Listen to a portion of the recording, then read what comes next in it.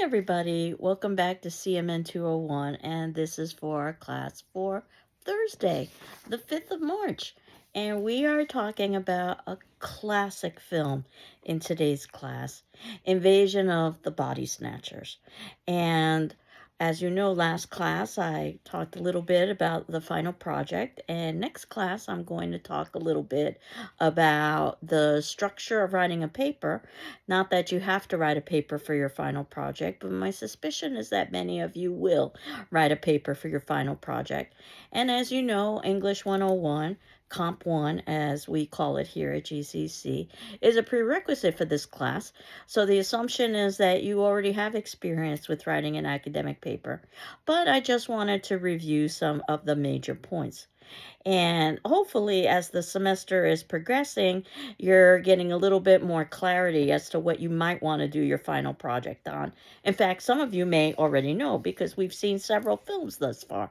As you know, we began with The Cabinet of Dr. Caligari, and that is considered to be the first feature-length horror film from Germany, which represents, in the way that I'm structuring the class, the 1920s. It represents lots of other things, but especially, I think historically, what was going on in the 1920s was reflected within the film. And of course, there are discussion forum responses that you can review that might give you an idea of how to pursue the Cabinet of Dr. Caligari if you wanted to do a final project topic. And as you know, I respond to the discussion forums. So reading all of your peers' responses and my responses in turn might give you some focus if you wanted to direct yourself to that film. And as you know, you've written a journal about the Cabinet of Dr. Caligari, and I've returned that journal back to you with my comments. So that too might give you some direction. And occasionally in my comments, I might even suggest that there's something in a journal that would be worth a final project topic, but that doesn't preclude some of the other things that you might have discussed in a journal that could also be a final project topic. It's just if something occurred to me as I was reading that it would be a good way to think about a final project, I would have made that commentary.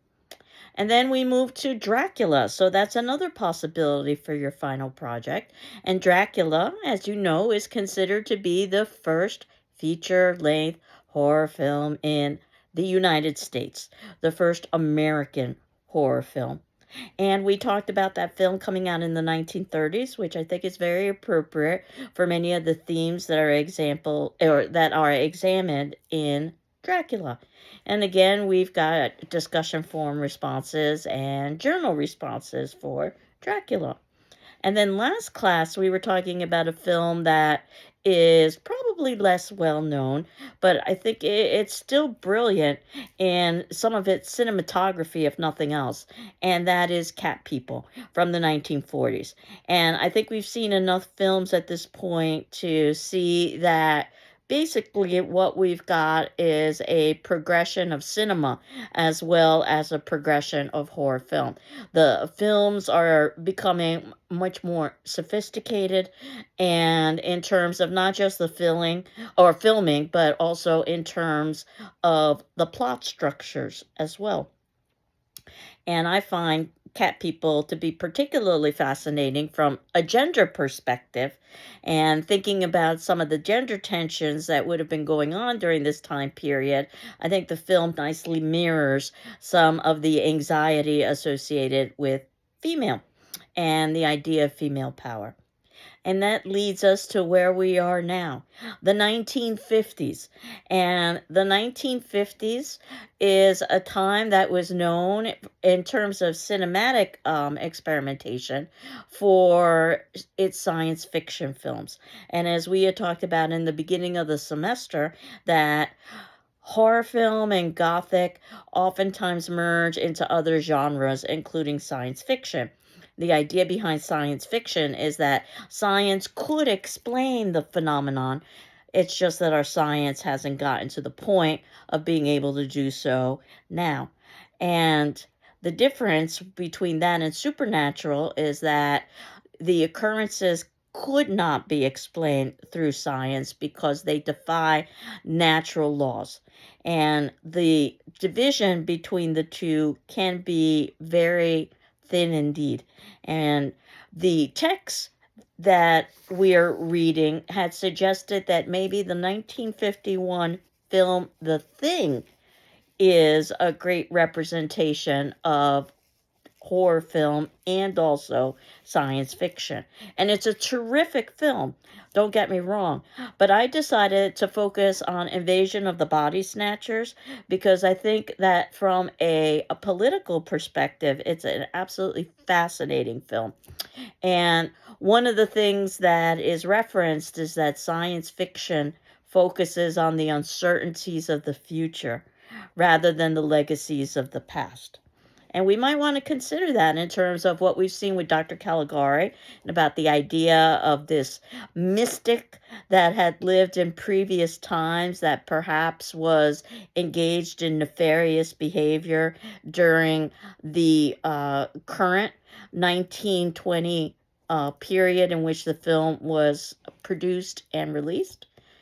And then in Dracula, once again, we were talking about the history of the vampire and the idea of the vampire invading the modern, or what's considered to be modern and civilized Britain. And of course, there are lots of ways to examine Dracula. There's lots of sexual subtext in there as well. One of my favorite scenes in Dracula is when he breaks into the bedroom, which is supposed to be a very private place for female. Female also very vulnerable. And when he goes down to leave his bite, it does look much like a sexual predator. That said, we went to Cat People where it was more obvious the gender and the sexual imagery. You know, we want to think about something like the sword, which is something that Dr. Judd was carrying, who I argue is perhaps the real predator, and also the idea of some of the mythology associated with the Cat People, where there were references to swords. The sword is a very phallic instrument, and oftentimes, this goes all the way back to Renaissance England, could be depicted as a kind of phallus. But once we get to Invasion of the Body Snatchers, what we've got is a text that's based on a novel, actually, by Jack Finney, that definitely follows a film noir style and has, I think, multiple layers of complexity that we haven't necessarily seen thus far with film. And one of the fun things about Invasion of the Body Snatchers is how it would have been marketed to movie fans. There were paper mache props displayed in lobby theaters of these, quote, pods, unquote. So I'm going to talk about the film now. We are at about minute 18:30. So once you watch the film, you might want to tune back in to 8:30. I'm sorry, not 18:30. 8:28, 8:29, 8:30. So we are at minute 8 and 30 seconds, and I wanted to talk a little bit about the film, which has been ranked by the National Film Registry, remember them? And from the Library of Congress. This was in 1994. This film was ranked as culturally, historically, and aesthetically significant, something that we talked about with Dracula. The film was financially successful. It had mixed reviews. And in the 1950s, if you want to think about some of the many anxieties of the time, the atom bomb, and specifically the idea that all of humanity could be eliminated through nuclear weapons. This is oftentimes identified as the beginning of the early Cold War, and concerns about the possibility of a World War III. Definitely the idea of fear of invasion and immigration. And you might have heard of a phenomenon that was known at the time period about suburban flight, where ultimately the suburbs were being built up as the cities were being abandoned because the cities were being, from a suburban perspective, were being inhabited by those individuals who were considered to be other, those individuals who were considered to be different, basically the disenfranchised. And the idea behind the suburb is that this was a safe locale that would protect individuals from the majority, from these invading outsiders.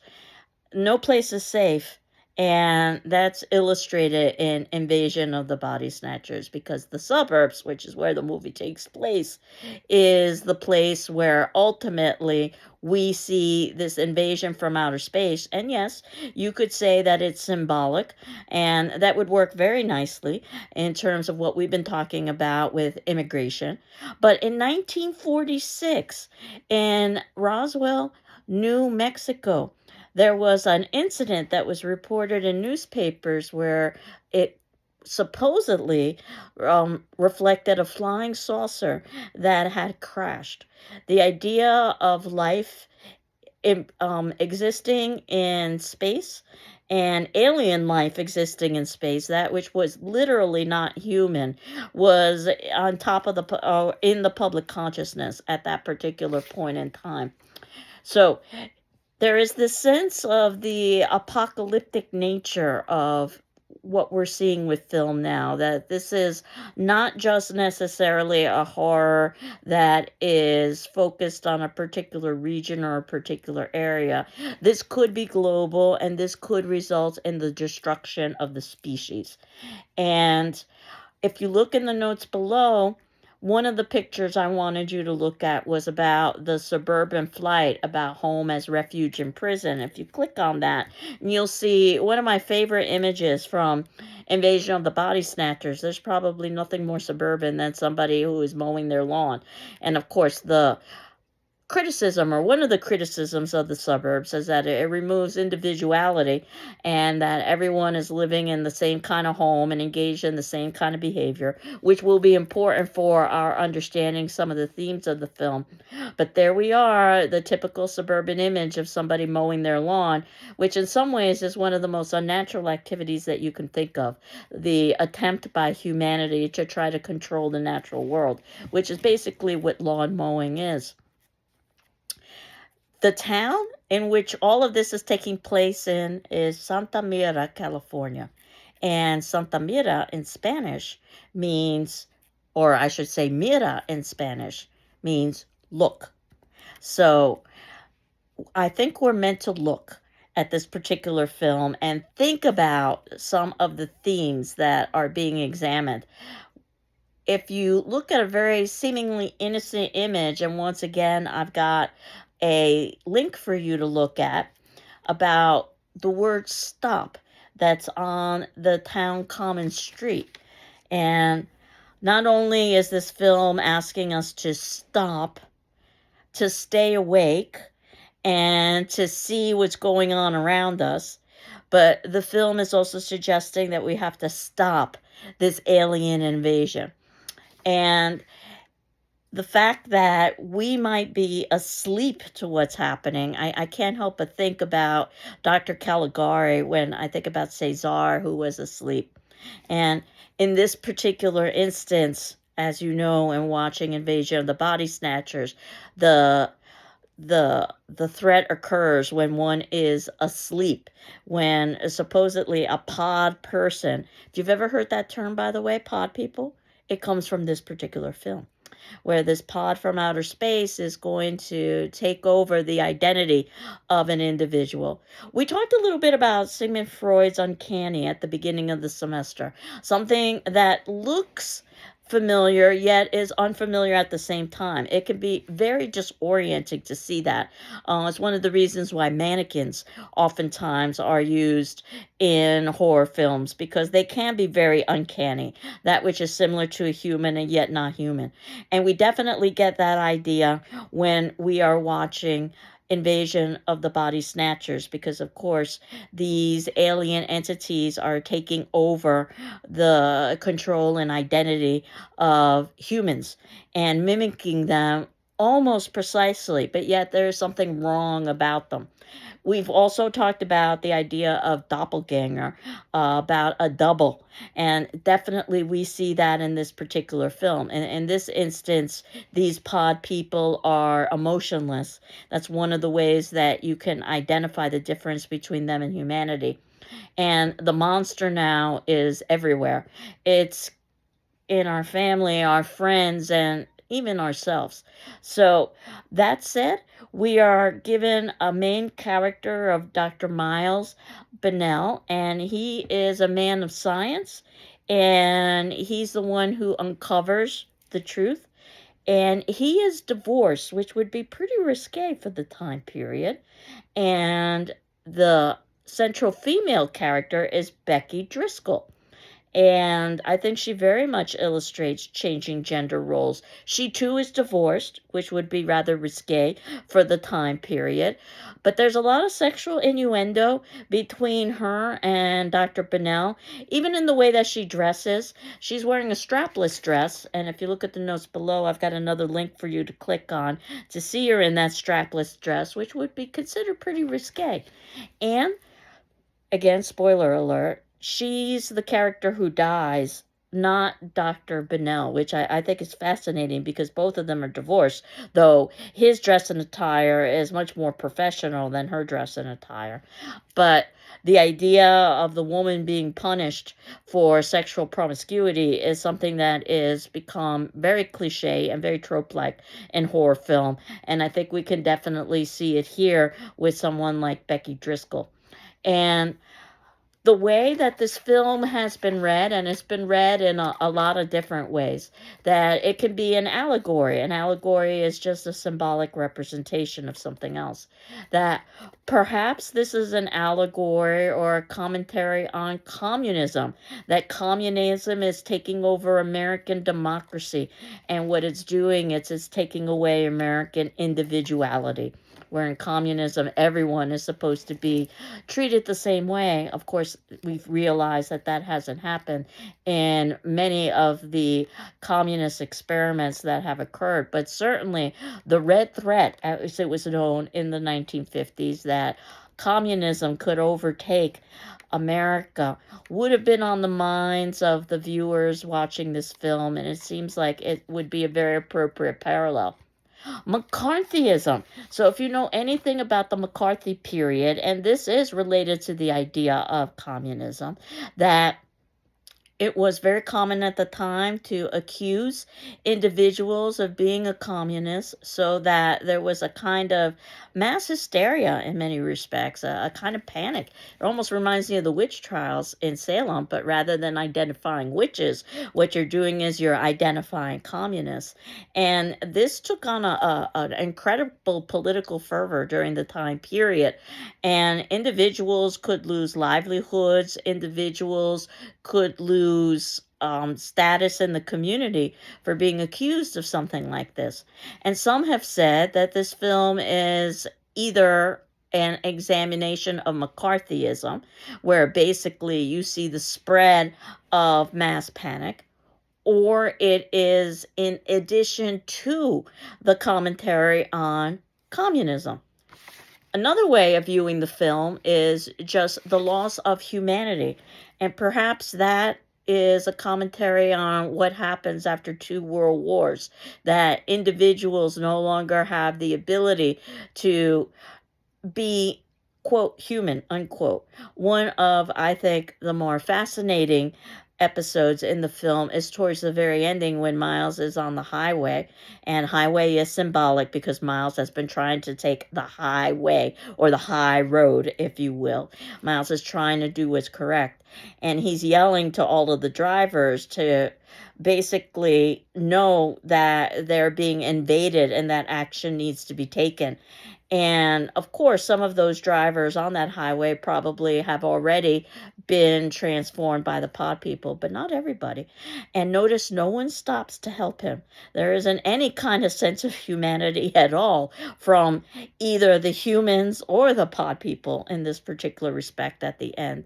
And the end actually is quite interesting because this is another film that was basically changed because originally it was supposed to end with Miles yelling and asking, demanding, screaming for help. And test audiences didn't like that ending. And what they ended up doing was adding a frame. And if this sounds familiar, remember we talked about this with Dr. Caligari, that they added that frame, which in some ways is very similar, and that you've got a story within a story. And what we end up with, which is easy to forget because of the frame that was added at the beginning of the film, is very short, and then we go into past events, is that Miles is telling his story to law enforcement. And then we get the ending, which is where Miles finishes his story with law enforcement. And then even though his story sounds crazy, it seems like it could be possible because ultimately, in a vehicle accident that was being examined in the hospital that Miles is at, it turns out that a truck had overturned with lots of pods. And the idea is that perhaps Miles is telling the truth. And that's where the film ends, with the hope that the law enforcement agents will be able to save the day, so to speak, and be able to defeat this outside force. So we're never told for certain. So we've got an ambiguous ending here. But this sense of wanting to have a frame to perhaps dilute some of the messages in the film that might be a little bit too political is something that reminds me very much of Dr. Caligari when we think about all of the different ways that Invasion of the Body Snatchers could be read. One of my favorite lines in the film, quote, that what's happening is mass hysteria caused by worry of what's going on in the world, unquote. And of course, first, this is all dismissed as some kind of psychological paranoia, which, again, with the frame, of course, that happens to be negated. But without the frame, it does make you wonder about group psychosis. And it does also make you wonder about some of the political themes, which leads us to our discussion forum question. And by the way, if you look at the third section here of the notes below, you'll see that I was able to find a free online link for Invasion of the Body Snatchers. And it's an hour and 20 minutes long. Whenever I can find a free link, I will try to provide it for you, even though those links may not necessarily be in high definition or have closed captioning. But of course, the film is available for streaming on major streaming services. You can get the DVD at the GCC library. Of course, you can do interlibrary loan as well. And once again, I was able to find the screen script for this particular film. So you could read along as you're watching the film. I think that's fascinating. And as I've suggested, if you're going to do some really in-depth work with film, you want to watch it multiple times. I suggest 3 viewings for all of the films that we are examining in class. The first just for plot so that you can understand what's happening. The second for analysis to try to interpret why those things are happening. And the third to refresh your memory before you write about it or you talk about it, which in your instance would be answering a discussion forum response or perhaps submitting in a journal or both. So we're at the point now where my discussion forum question, which would be due on Saturday, March 7th, and if you need additional time, please let me know and I'll be happy to grant you an extension. But as you know, today is the due date for your journal, which would be on our last film, which happens to be Cat People. And hopefully our class conversation about cat people and the class's discussion forum responses about cat people would have assisted you with your journal. But today's discussion forum question is about Invasion of the Body Snatchers. And specifically, what do you think is the main message in Invasion of the Body Snatchers and why? And as I've suggested, there are many themes and many messages that are embedded within the particular film, but I'm curious to know as to what you think is one of the main messages, if not the main message, in this particular film. So that said, next class, we are going to talk about an absolutely iconic horror film that represents the 1960s. and that is Psycho. And Psycho is considered to be the first modern horror film. So we'll talk a little bit about Alfred Hitchcock and why this film is considered to be the first modern horror film. And this is where I did a little bit of cheating, as I told you, that I have two films to represent the 1960s. Psycho came out towards the beginning of the decade, and I think you can see that even just a few years later with our next film, which is going to be Night of the Living Dead, that we've got, in many ways, two completely different worlds. Psycho anticipates much of the chaos and the uncertainty that would be connected with the late 1960s, even the middle 1960s. And not to get ahead of myself here, I don't really want to talk too much about Night of the Living Dead yet, but do know that Psycho is a longer film, and luckily, as you can see in the notes below, I was able to find an online link for free for Psycho. Of course, it's available for streaming on Amazon, YouTube, DVD, and the GCC Library, Interlibrary Loan. And once again, I was able to find the screenplay for Psycho. So I've included that if you want to see Psycho for your first viewing before we actually have class. And of course, next class, I'll talk a little bit more about the conventions of writing a paper as we're getting closer to thinking about our final project, which is going to be due at the ending of the semester, so that by that point, you would have seen all of the films in the class. But certainly, if you have an idea what to do the final project now on, there isn't anything to preclude you from submitting in the final project early. And in fact, if you could get in the final project early enough, you might have the opportunity to do a revision. It's just a question of when do you get it in and what does my grading load look like in my other classes? Could I return it to you with enough time for you to revise it for a higher grade? But that said, we are thinking about right now Invasion of the Body Snatchers. I hope you're doing well. I'm doing well. And we will continue on next class talking about Psycho. Take care. Bye-bye.